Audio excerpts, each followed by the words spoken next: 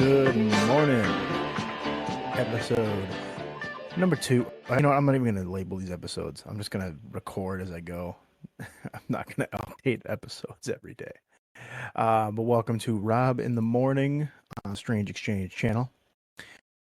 I am here in the wonderful personal studio of my own comfort, and I get to enjoy a little broadcasting with you this morning.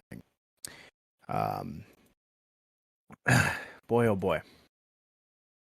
So I'm reading some articles this morning, and of course, what pops up right away is something that I dove a little in depth in here, and that is a little investigation into the origin of the COVID-19 virus. Um, Obviously, there's a lot of question marks that have been raised over the timeline of the pandemic, but I think in general we can say we know somewhat of well, where this came from. Obviously, we discovered it in Wuhan, China. That's the origin. Um, and there was just obviously a bunch of different theories, different type of, well, is it coming from this? Is it coming from that? Obviously, people said that it was leaked from a lab in Wuhan. Also, there's the theory that it is from a wet market in China, coming from animals, specifically um, linked to bats. And I think there was also there was another animal that it was linked to as well, which again, all these are kind of crazy to think about.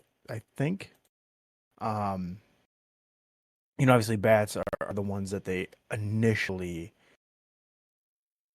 they aimed it towards that. It was like, okay, if it's coming from a wet market, it's coming from the food, the meat, all sorts of various food items you can buy, and meat and wet markets are just wide out in the open. You can kind of just grab what you want. Um, so it would be easy for viruses and things to get transmitted via animal to animal. Obviously, we know that crossing different meats that usually causes a problem. We are well aware, I think, of that.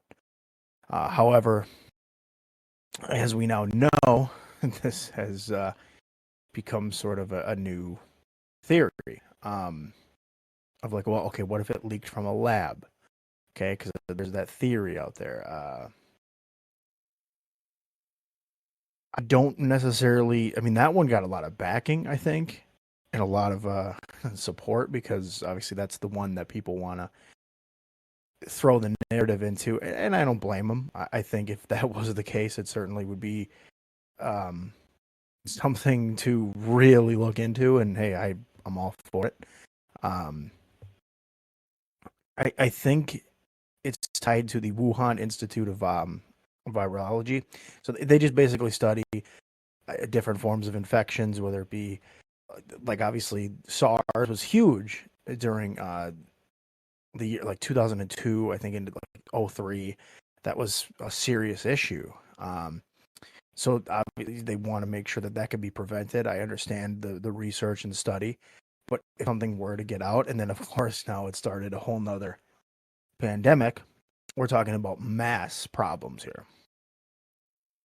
Now I like to think, and in theory, it could come from an animal. um, Although they don't have enough proof, I think, to widely link it to an animal such as a bat. Obviously, bats do carry a lot of diseases, and they are known as a reservoir for coronaviruses. Not necessarily anything specific, but just a wide range. Kind of like how parasites carry different smaller parasites, and like fish are usually subject to a lot of underwater parasites. Deer have been subject to parasite. They actually are. There's a lot of problems with native deer in the United States. So on. So animals really become kind of the basis of a lot of questions regarding, okay, when did it actually really start? When was the official first case confirmed? And I think it was in 2019 in Wuhan. I think they finally realized, oh, we have something here. Um, what's going on, so on and so forth. So I think initially they're tying it to that. This is just an article from CNN um, that the World Health Organization back in June recommended that scientists continue to research all possible origins of the COVID-19 pandemic, including the potential lab leak. Um, Two newly published studies take totally different approaches but arrive at the same conclusion. The Huanan seafood market in Wuhan, China, was most likely the epicenter for the coronavirus. Um, so basically, they're narrowing it down to the wet market in Wuhan as the ultimate origin of the. Now, that's just the origin. That just means it started there. At some point, it got there. Somehow, it entered the food there. Um, So the studies were posted online as initially just preprints back in February, but have gone under review and then were published in a journal. Um, in one of the uh, reviews here, scientists from around the world use mapping tools and social media reports to do a spatial and environmental analysis. They suggest that although the exact circumstances remained obscure, the virus was probably present in live animals sold at the market in late 2019. The animals were held close together and could easily have exchanged germs. However, the study does not determine which animals may have been sick. So there's no link to whether it could have been chickens, pork, whatever. Seafood obviously was there, so fish is probably a big one. Um, the researchers determined that the earliest COVID-19 cases were centered at the market among vendors who sold these live animals or people who shopped there. They believe that there were two separate viruses circulating in the animals that spilled over into people. All 8 COVID-19 cases detected prior to December 20th were from the western side of the market where mammal species were also sold, the study says. The proximity to 5 stalls that sold live or recently butchered animals was predictive of human cases. So I'm sorry.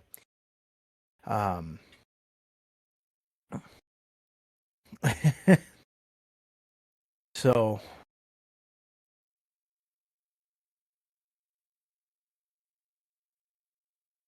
here's just some quotes, or here's a quote from Christian Anderson, who is a co-authoring the study here. The clustering is very, very specific. So obviously I'm assuming these are tight spaces. That just because of the population and probably the amount of attendance at these markets have to be heavy.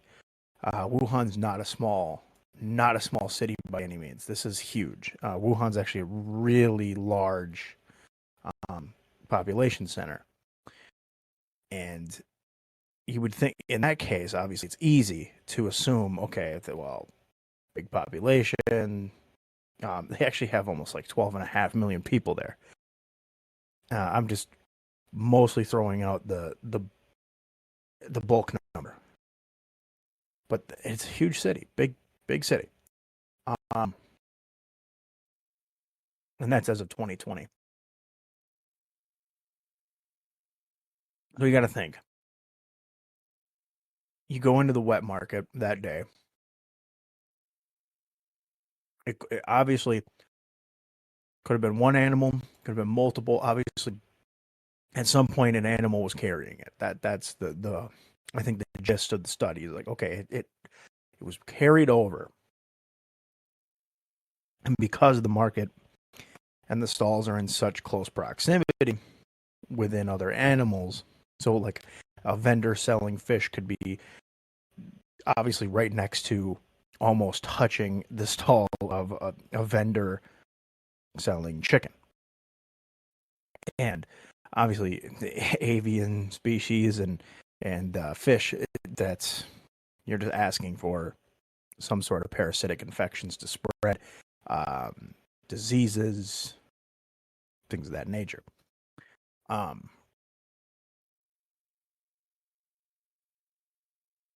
the extraordinary pattern that emerged from mapping these cases was very clear, said co-author Michael Warabe. I think that's how you say his last name. He's the department head of ecology and evolutionary biology at the University of Arizona. The researchers mapped the earliest cases that had no connection to the market, he noted, and those people lived or worked in close proximity to the market. Um,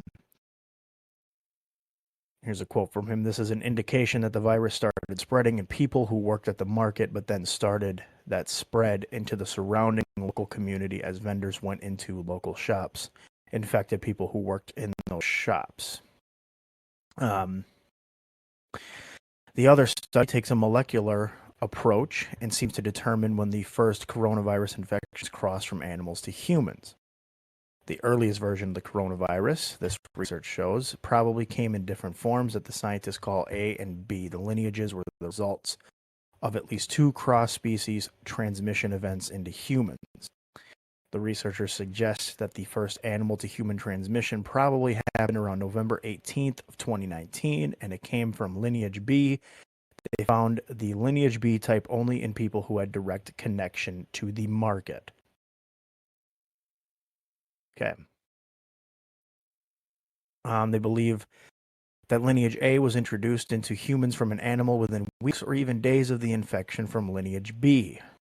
Lineage A was found in samples from humans who lived or stayed close to the market, not necessarily in direct contact with the market, but rather nearby. So lineage B, again, they separated their lineages here. So they're looking at, okay, lineage A is people that contract the virus without being there, without being directly connected to the market, whether they be living in the city though, or living near it, and maybe an apartment building or shopping near the market. Where lineage B is like, hey, there's a direct connection to the market. These are the ones that we know were there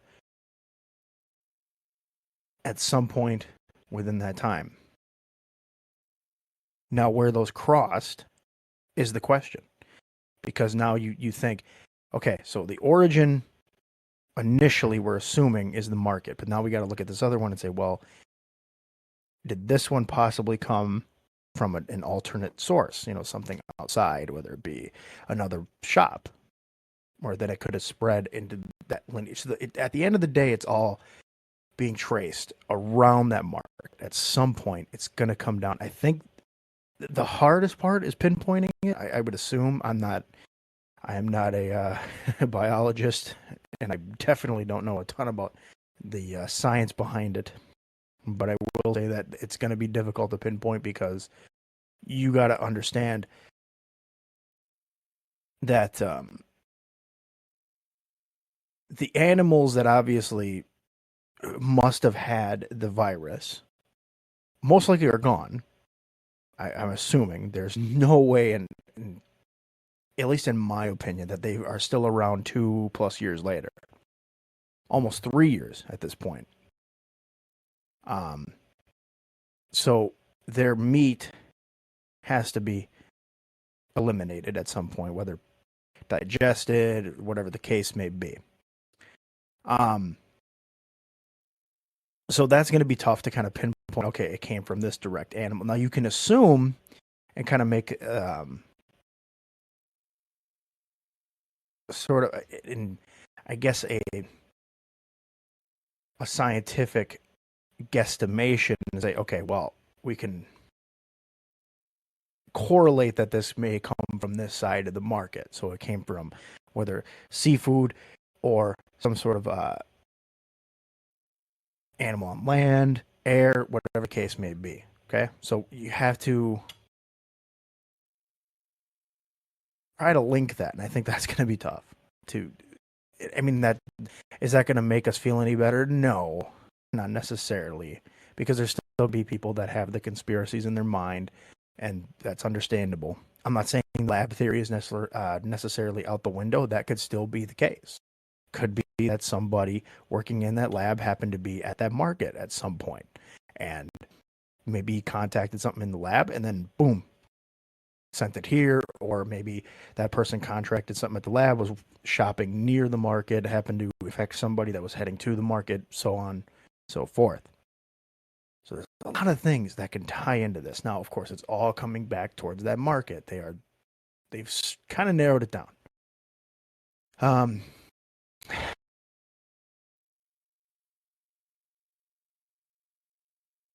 these findings indicate that it is unlikely that SARS CoV 2 circulated widely in humans prior to November 2019 and define the narrow window between when COVID-19 first jumped into humans and when the first cases of COVID-19 were reported. The study says, as with coronaviruses, SARS 2 emergence likely resulted from multiple zoonotic events. So, transmission between animal to animal.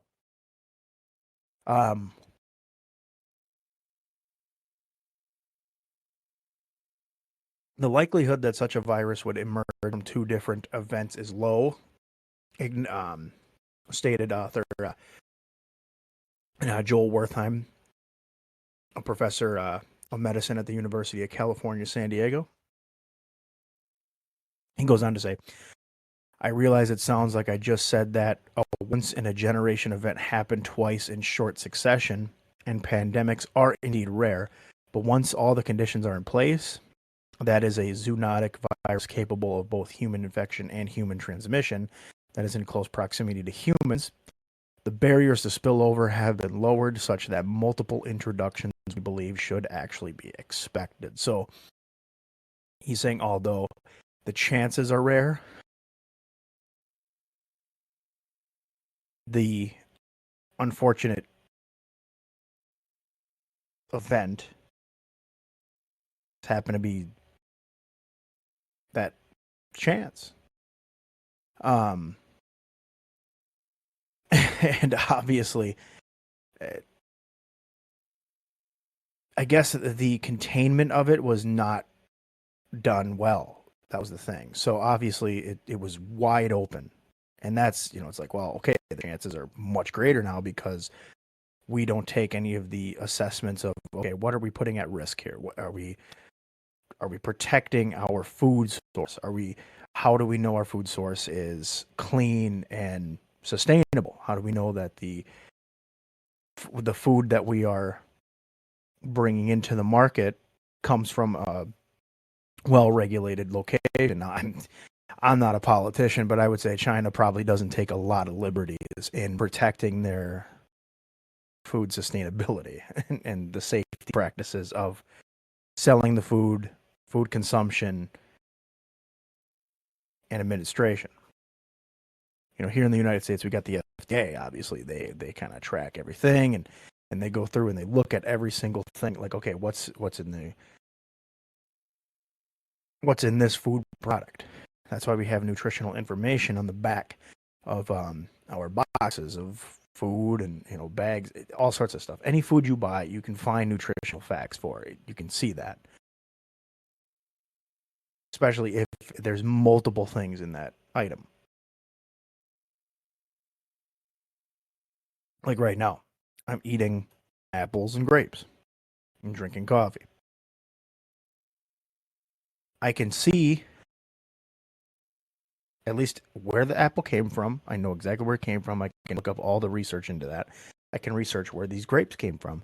I can research where my coffee came from due to the information on packaging and nice labels. Where in China, you don't have that, unfortunately. I think there are places that do, but I think majority of the time they don't have that. They don't have laws and regulations regarding that, and that's sadly what causes problems. Cheap. That's it. It's cheaper to skip all that process. It 100% is. We recognize that. Um. So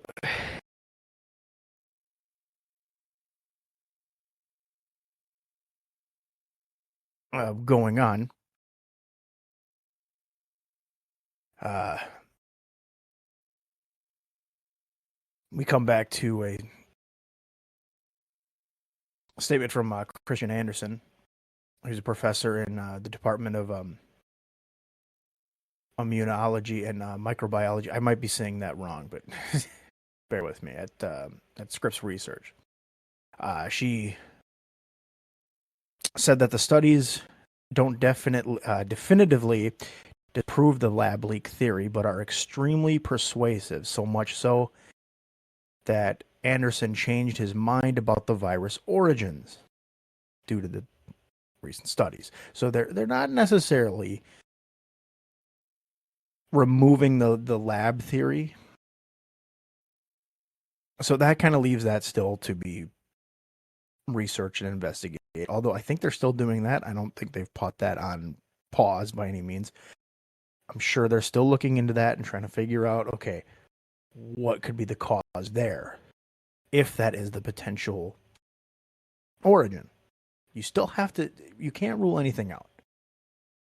However, they are stating that due to the wonderful study that they just released, they can say in somewhat of a safe manner that they're almost to certainty that it came from this location rather than the other.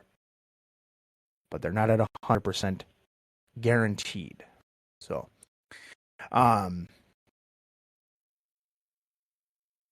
Anderson goes on to state, I was quite convinced of the lab leak myself until we dove into this very carefully and looked at it much closer. Based on data and analysis I've done over the last decade on many other viruses, I've convinced myself that actually the data points to this particular market. So again, like typical studies, you use previous research to also better assist your current projects. I like that. I think that's smart. I mean, they're smarter than me, so they know what they're doing. But I mean, it is smart to look back and say, okay, let's look at the origins of the first SARS outbreak, like the Spanish flu, avian flus, H1N1s, all sorts of different viruses that they've studied, that we've seen. Not necessarily on a major pandemic level, but on a level that was somewhat chaotic at one point. Warabay went on to say he thought too that the lab leak was possible.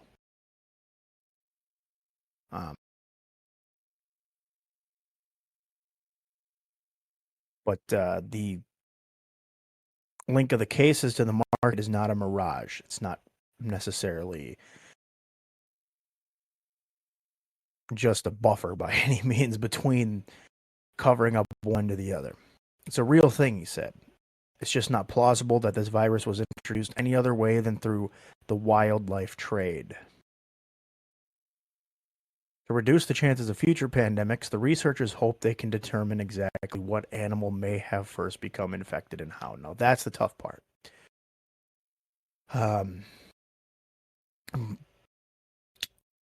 Wertheim here goes on to say, the raw ingredients for a zoonotic virus with pandemic potential are still lurking in the wild. So there's still, and I agree with that, there's a lot of them out there. Like I mentioned, there's one with this flesh-eating virus in deer. And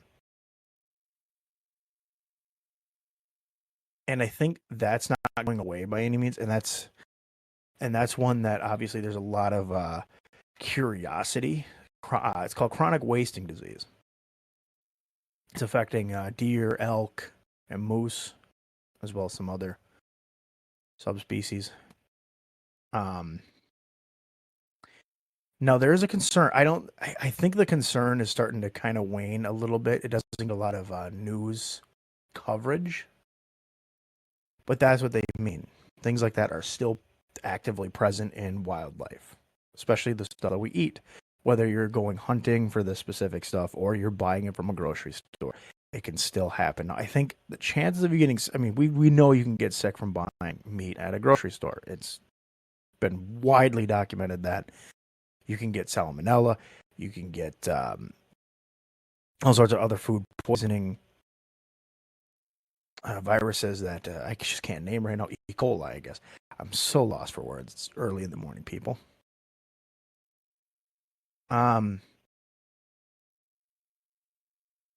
Anderson goes on to say that although we can't prevent outbreaks, collaboration between the world scientists could be key to the difference between a disease with a small impact and one that kills millions.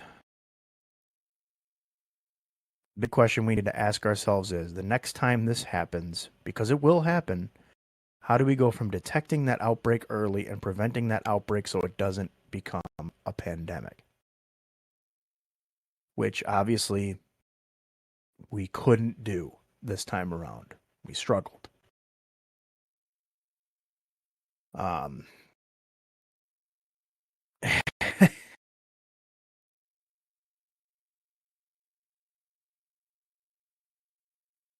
And if you look at the COVID-19 numbers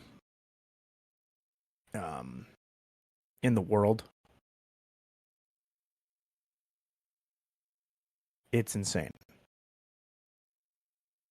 It really is. It's one of those things we just can't get over. There have been a reported 572 million confirmed cases, almost 6.5 million deaths. In the United States alone, we've already surpassed 1 million deaths. Almost to 100 million cases just in the United States. Which is crazy because that's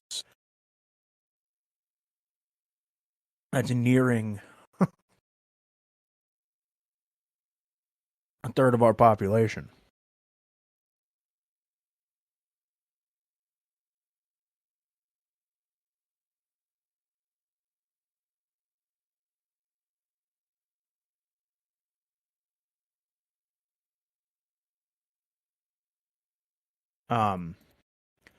We have about I think like 330. I might be getting this number mixed, but I think we have like around 330 plus million people, at least estimated in our population. Again, I could have that number a little off, but I know I'm sort of in the ballpark. And when you're nearing 100 million cases confirmed, that's crazy to think that nearly a third of our population have been infected.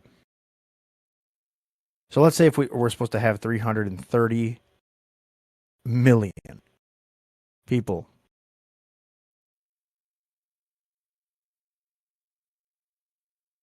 almost 100 million of those people have been confirmed. And I think it's going to keep going up. Definitely not as rapidly, but it's still increasing day by day. Obviously, at this point, we now know what we need to do to contain it. We kind of have an idea. We have opened everything up. I know a lot of people are sick of sitting at home and watching Netflix and all that stuff. I know the binging kind of got old for people. Totally understand. I can't do it myself. I can't sit there in front of a screen and just watch something for 8 hours a day. It's difficult. But we get outside and things can continue to rise. We can expect that because it's the same thing as getting a common cold. It's just gonna keep happening,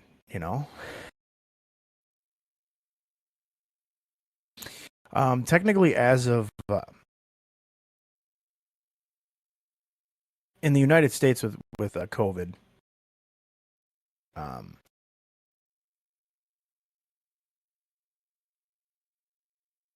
the numbers have dropped significantly from early on.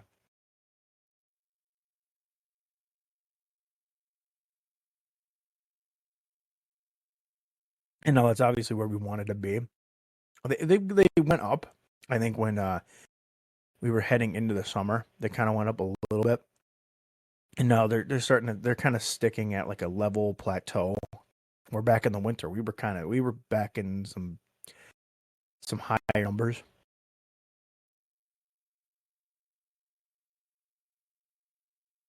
Um, but as of right now, the state with the most cases confirmed is California. Texas in at number two, Florida number three, and New York at number four. New York's got a really mass population, not as heavy as California, but in one central corridor, that's New York City, and that's not including other big cities in the state like Albany, Rochester, Buffalo. Um, you're just looking specifically at one city alone is huge. It's a metropolis of population, just huge. Um, the state with the fewest cases, Vermont. They've had 137,000 confirmed and only 689 deaths linked to COVID. Not bad. No, Vermont's not a major population center either, though. We have to understand that. And the cities are not heavily populated either. In fact, I think they're like 49th in population rank. I know Wyoming's last, but even Wyoming has had more numbers of positive COVID cases than Vermont. Not by much, but they have more. In fact, they're nearing 2,000 deaths. It's not growing significantly, but they have a higher number amount of deaths. Now, Hawaii, this is a fun one because Hawaii obviously is disconnected from the United States by land. So you'd think, okay, well, it's still a major tourist destination. It always will be. They've had just over 1,500 deaths and just over 300,000 confirmed cases. So not terrible for Hawaii either. Um, now I'm trying to find a state that has a heavy population that could represent a little bit more of like a chaos, like, oh, what going on here? Um, and I guess the best one to label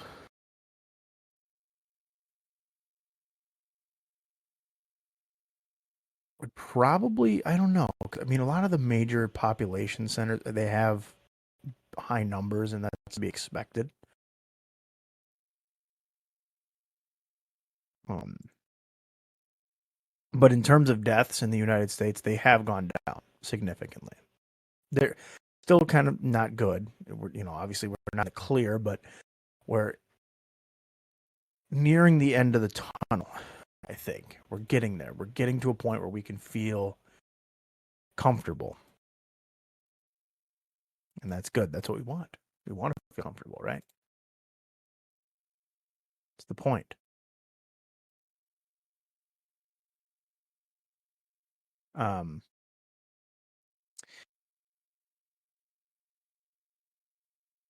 so there's some latest on COVID.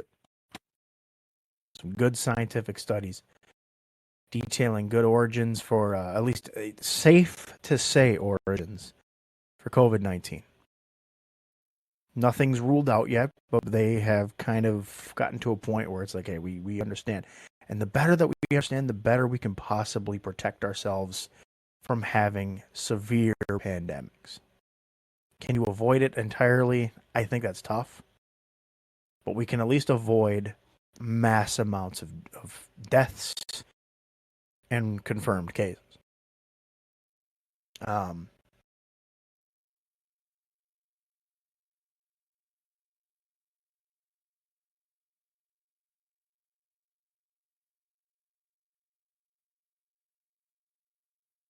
Uh, some other things coming out of the headlines today. A 7.0 magnitude earthquake rocked the Philippines. Um, happened in the country's most populous island at around 8:43 in the morning local time. So they woke up to that. That's gonna be fun. The impact was so strong it was felt in the capital city of Manila, more than 250 miles away from the impact zone. Um, Workers and residents evacuated from buildings and gathered on the street in Manila because of the effect. They felt it. That's as destructive as earthquakes are. They're also very unique. They're actually it's crazy how much of an impact they can have and how you can feel that from some miles away. Now they create other things too that can be very destructive, um, such as tsunamis, uh, obviously collapsed buildings, or streets caving in. They can cause a lot of big things, landslides. There's so many things that can go wrong from an earthquake, but it is very interesting to think that this planet we live on can have natural occurring events like this. It's unfortunate, but it is still something that is a rather interesting occurrence. The quake did trigger landslides, um, with images online showing damaged buildings and boulders tumbling onto roads. Uh, the Filipino president ordered a immediate dispatch of relief teams to the impact region, and obviously they are alerting people to be wary of aftershocks. So we all know those can be nearly as powerful too sometimes. And you know, if one thing doesn't complete the damage, that can sometimes do it.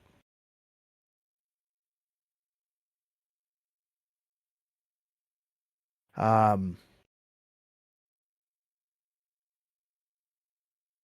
Also in current news here today, the Uvalde City Council has promised to investigate every city police officer who responded to the mass shooting at the Robb Elementary School back in May. Council member Ernest King III stated, "We're going to get a report on everybody. Everybody that's Uvalde PD that was there will be held accountable for their actions." Obviously, the response to the mass shooting from the law enforcement has been criticized heavily, even by people that normally stick up for law enforcement. They've kind of taken a stand and said, "This is where we have to reach a impasse," because their reaction was definitely not. And here's the thing: it's stressful enough being in a position like that, being working in an environment where anything can happen. But you have to understand, your duty is to serve and protect.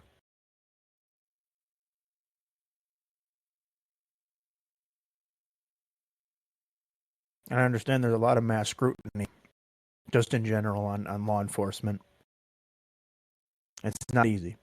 Not easy to accept that. But just like there's scrutiny on almost anybody that works in any sort of environment, whether it be emergency, whether it be working in banks, working on Wall Street, working at fast food, restaurants, working for construction crews. Every job has a moment of criticism. I don't think there's one job where Somebody's not questioning their answer. Like, what am I doing? Why am I doing this? Why is this wrong? Why can't this be right? There's always those moments of self doubt. But when you have a chance to potentially put a stop to a situation that is obviously unpredictable and unfortunate like this, you have to step up. And you have to step up and be not necessarily a hero, but be that public defender that you signed up to be. It's not easy. I'm sure it's not easy to have to make that judgment call because obviously your life is in danger too, just as much as those children were. But you could have saved lives that day. Um,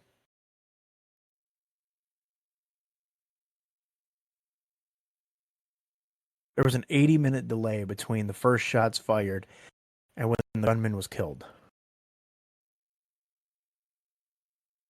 almost 400 officers from 24 Texas agencies responded to the school that day.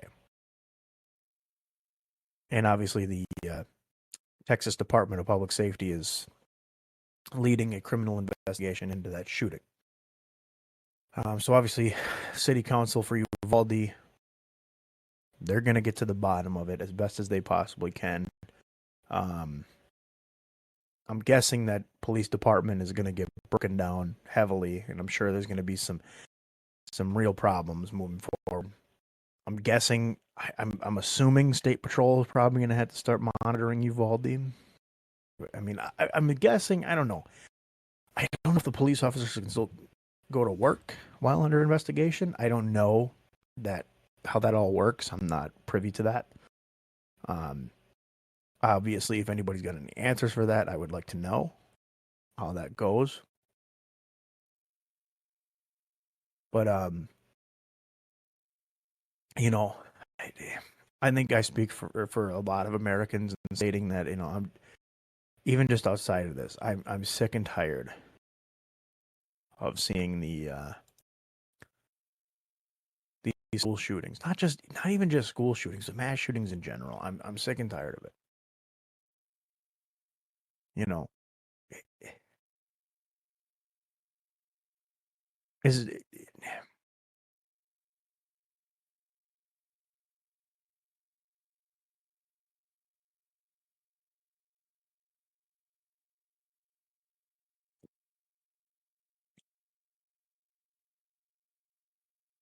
um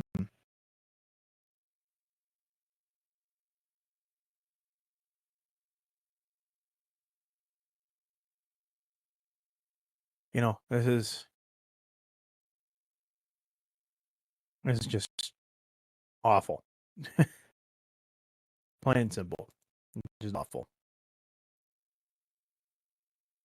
So hopefully whatever needs to be done is done. Is this going to save anybody's lives? No. It's not. Is it going to make anybody feel at ease? At least none of the victims' parents. I don't know. I don't think they're going to feel at ease about it. You know, they lost their child. It's going to be tough. Well, moving to something a little positive for people that obviously are trying to think positive on these days, and I know I'm diving into some real deep things.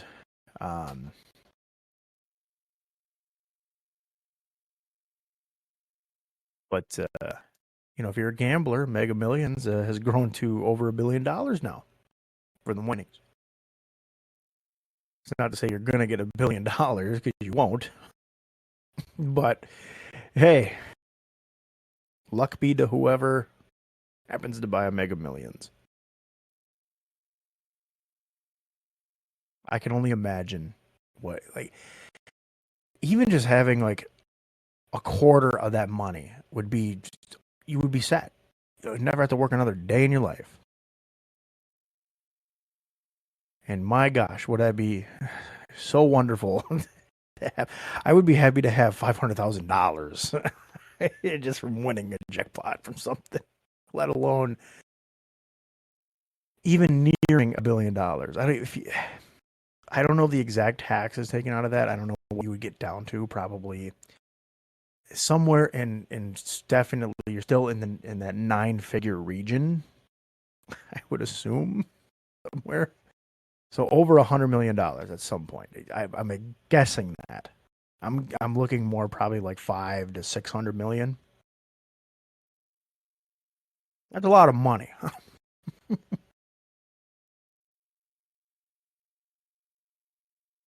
I mean, that is a lot of damn money. A lot you can do there. Now you can sit on that money and just use it concurrently with everything you're doing, or you can invest in businesses, invest in stocks, whatever the hell you want to do. Invest in cryptocurrency if you really want to take that risk. Invest in the metaverse, which I still don't completely understand why people are gung ho about it, but hey, you do you.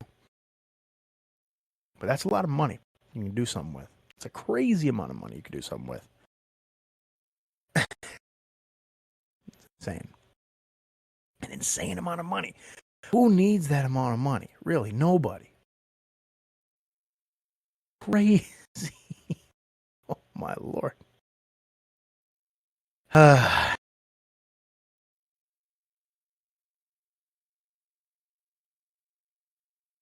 um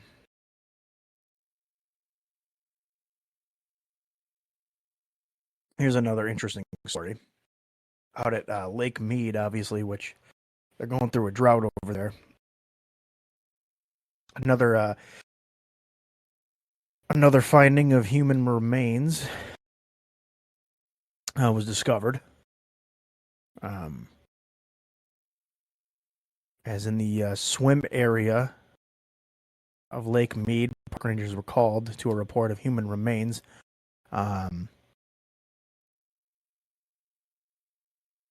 This is the third body found in the Lake Mead area while the drought is proceeding to recede the lake waters. The first body was discovered back in May 1st. It was found in a barrel. Obviously, that's got to be some mob style killing or cartel killing because that seems very gang like. And they're guessing that was a murder victim from sometime in the 70s to early 80s based on the clothing and footwear that was found. Another set of remains was found on May 7th. And they've also found some sunken boats, including a landing craft from the World War II era. That's cool. I mean, wow. Now, it's not cool.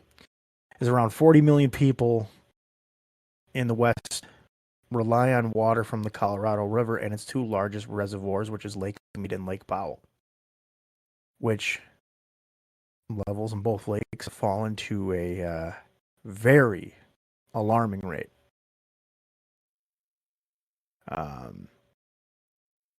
The water level of Lake Mead was at 1,040 feet as of Tuesday, July 26th.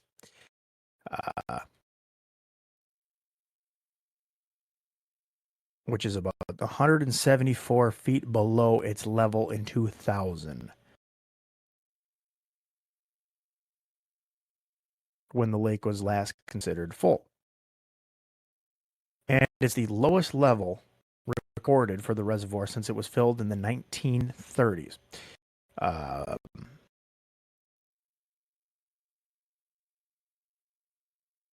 And due to low water levels, it exposed a water intake valve for the first time back in April. a valve that's been in service since the 70s that can no longer draw water. Um,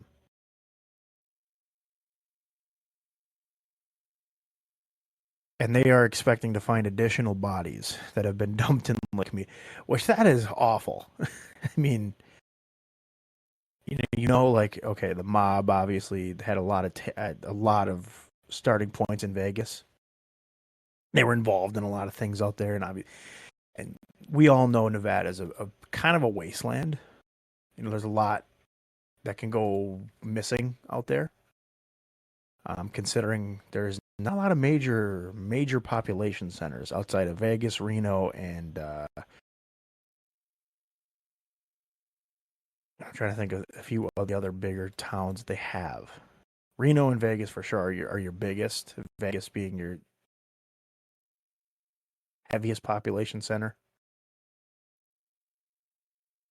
But in between those cities, which Reno and Vegas is an 8-hour separation, driving wise, there's really nothing. There's a lot of highways and a lot of nothing. A lot of test sites for military, a lot of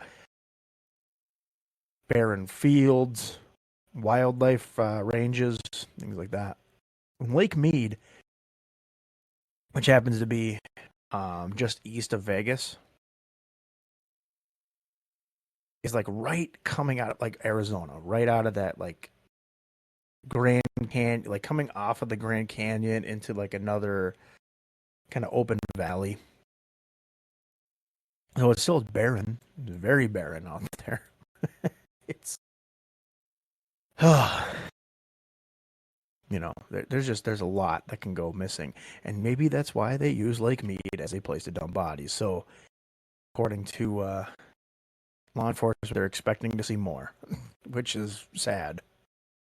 I'm not sure if they'll be able to solve anything. I guess that's kind of the the question is, well, can we solve any murders? We will wait and see. Um, but very interesting. They're finding sunken boats from even World War II era stuff. Like that's very interesting. Even boats from probably as far back as this, 60s and 70s. Who knows what you're going to find? I mean, they found a body in a barrel that was wearing 80s style clothes, like 70s, 80s style clothing. I'm guessing a lot of plaid, maybe. I don't know.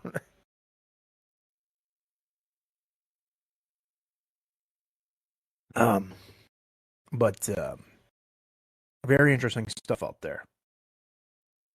It's got to be tough. You're swimming, and all of a sudden you hit bone or like a barrel. When you hit a barrel out there, if your assumption is that there's a body in it, you got a problem. It's a severe problem. But hey, who are we to judge? Now, who am I kidding? Yet we are to judge. We're Americans. We know it's a mob style killing. A mob. We know it's mob or cartel. It's got to be some sort of gangland killing. I'm guessing a lot of these bodies got to be gangland involved. I mean, there obviously could be those lone murders, but down there where you got Vegas, we're talking casinos, high amounts of money, people that are in debt. Just remember the Bugsy Siegel story. Just look back on that. I think that's enough to tell you how deep some people can get and how their fates can be met rather quickly. And they will not be found.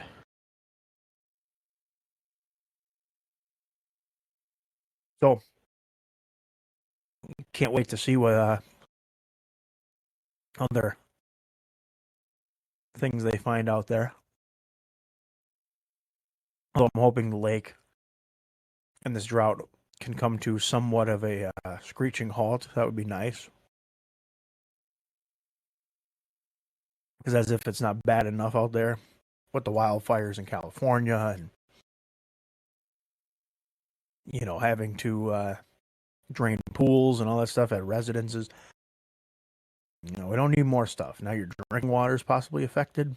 I mean, it's hard to feel like I can drink that water anyway because there are dead bodies in there. That's pretty sick, to say the least.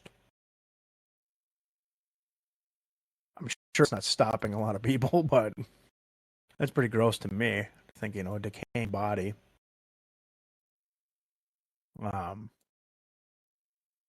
and what are you gonna do? You're gonna go swimming in there, dig them all out? Hell no.